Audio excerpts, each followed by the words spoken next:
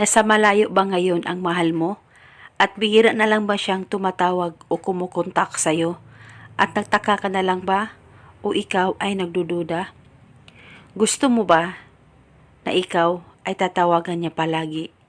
Yung para bang hindi talaga siya mapapakali kung ikaw ay hindi niya nakakausap, malayo o malapit man kayo sa isa't isa? Itry niyo po itong spell na ituturo ko sa inyo. Dapat kayo ay palaging buo ang tiwala at buo ang loob sa paggawa nito.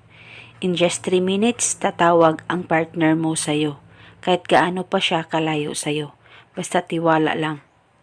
Ang gagawin mo lamang, isulat mo ang pangalan at apelido ng mahal mo o ng partner mo ng 3 beses pangalan at apelido niya at dapat alam mo ang kanyang pangalan at apelido.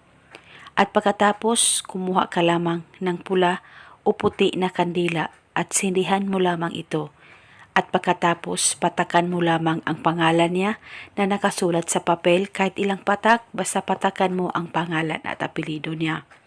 At habang pinapatakan mo ang pangalan niya sa kandila, ay sabay mo banggitin ang spell na ito. Ikaw ay tatawag at magpaparamdam sa akin ngayon mismo.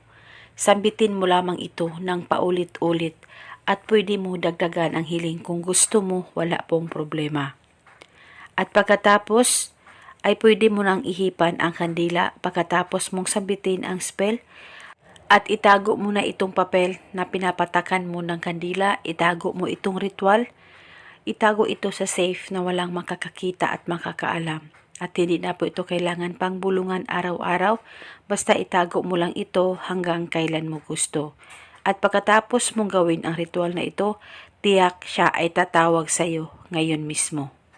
At kung may katanungan po kayo, mag-comment lang po kayo sa baba. At ito muna sa ngayon. Maraming salamat po sa panunood.